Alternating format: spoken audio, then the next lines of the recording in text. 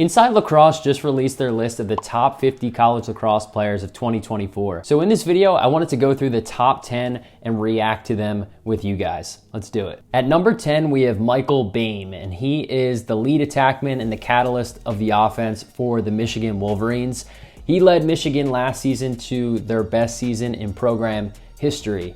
And this year in 2024, he's expected to break the all-time points record at Michigan. There's not much footage I could find of him on YouTube, but when looking at the stats and watching the few games I watched last season, he's definitely one of the main elements that led to Michigan's success last year. He's got incredible flow, great tilt, so just looking at him from a drip point of view, I give him a 10 out of 10. And he obviously can play, right? The kid just puts up numbers every single game, so I'm definitely expecting Michigan to be dangerous again next season. At number 9, they have Matt Brandau, who is the main attackman from Yale. He's been a consistent and dominant player at Yale the past few seasons. However, having him in the top 10 doesn't really make too much sense to me, based on last year's performance at least. Last year, he didn't even have the most points on his attack line, let alone compared to all of the other college lacrosse players out there. Chris Lyons actually put up more points than him. And that could be because maybe Brandau is drawing more attention. However, in 2022, Brandau put up 99 points. He was a Tewaaraton finalist. He was so dangerous. So compared to that season, last year he had a bit of a slump. I don't know the full story. Maybe he was injured or whatnot.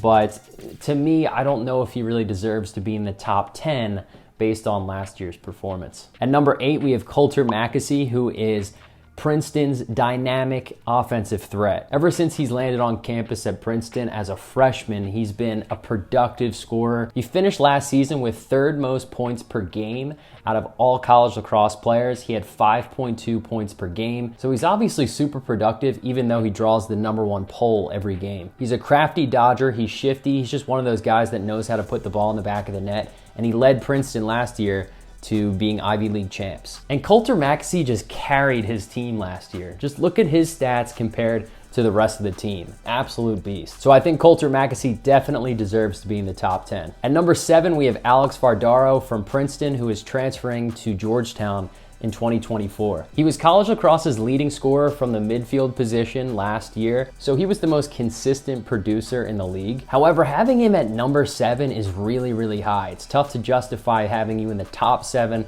of all players. So to me, Vardaro is a bit of a question mark. We'll find out if he's definitely a top 10 player.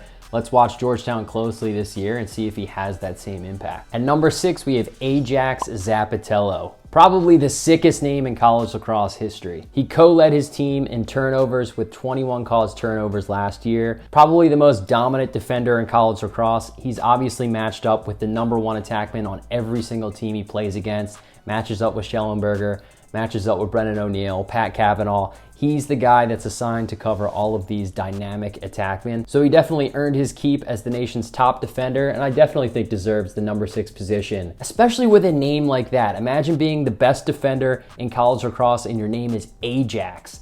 That is a deadly combination. That is one feared man out there. I don't want him covering me. I don't want this guy near me. At number 5, we have Patty Cav. I mean, we knew it was coming. Pat Cav was obviously going to be on this list. He made the top 5 as the 5th best college lacrosse player, according to Inside Lacrosse. He led the Irish to a national championship last season and broke his own single-season assist record at Notre Dame with 52 assists. He plays with that classic Kavanagh style, the grit, aggressive, dodging attackman, and he'll just put his body on the line in the playoffs if that's what it takes to win a championship. So having Pat Cav in the top 5, it makes sense. We know he's one of the best out there. And at number 4, they have Liam Entenmann, who is his goalie, Notre Dame's goalie, led the Notre Dame Irish to a championship last season, obviously, and his performance in the playoffs and in that championship game was unbelievable. He's without a doubt the #1 goalie in college lacrosse, so we expect to see this guy in the PLL soon. Again, great pick by Inside Lacrosse. So now we're getting into it. Top 3. Who's in our top 3? At number 3, we have CJ Kirst from Cornell. Kirst led the nation with 5.6 points per game last season. This man was unguardable in one-on-one situations. If you ever actually watch him play on film in person, he is a freak, and it looks like he's playing on easy mode half the time. He's an unguardable nightmare that you don't want to be matched up against, and there's just something in the water in that Kirst family household. The only reason Cornell didn't make it to the finals last year was Yale and Michigan figured out a way to quiet Kirst in the second half. I'm not sure how they did it. Schematically, they figured something out. But other than those two halves in the entire season, Kirst was unstoppable, a top 3 attackman. Expect him to explode in 2024. Who is better than CJ Kirst? Well, there's not many, but at number 2, they have Connor Shellenberger from Virginia. He was Inside Lacrosse's #1 player last year. He finished last season with 5.25 points per game, so a very impressive and productive season. However, Shellenberger just has not performed to the expectations that he set freshman year. I mean, as a freshman, didn't he lead Virginia to a championship and they won that championship? Ever since then, expectations for Shellenberger were this high. So it's difficult for him to meet that every single year. He is the orchestrator of that offense, the highest scoring offense of last season with 17 goals.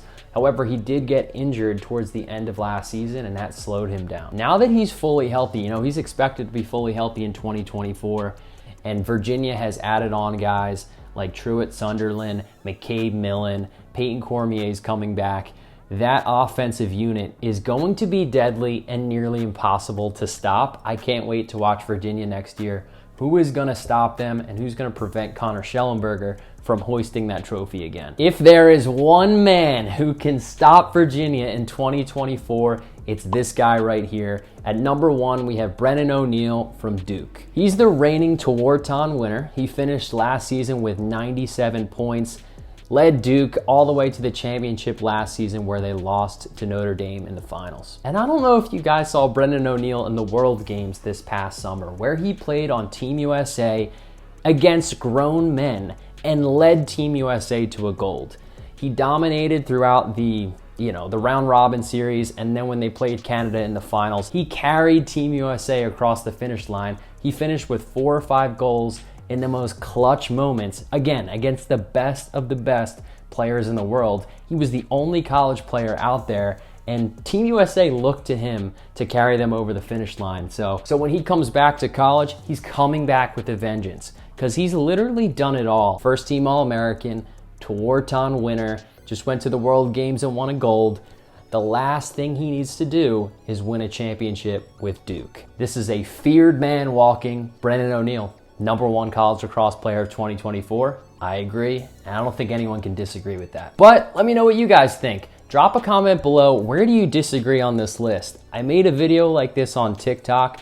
A lot of people didn't think Connor Shellenberger should be number 2. People thought maybe Kirst should be number 2. A lot of people did agree Brennan O'Neill should be number 1. This is an open debate. Obviously, this is some preseason banter, but I want to know what you guys think. Comment below. Who did they miss off this list? Joey Spallina? Did they miss Joey Spallina? Oh man, that kid is dangerous. I'm excited to watch him next year. I don't think Spallina's a top 10 guy, but top 20. I think he should be in the top 20 list. He didn't make the top 20 list. A lot to discuss and a lot to think about. Season is coming quickly. Guys, if you want to see more lacrosse content, be sure to like and subscribe to the channel, and I will see y'all next time. Out.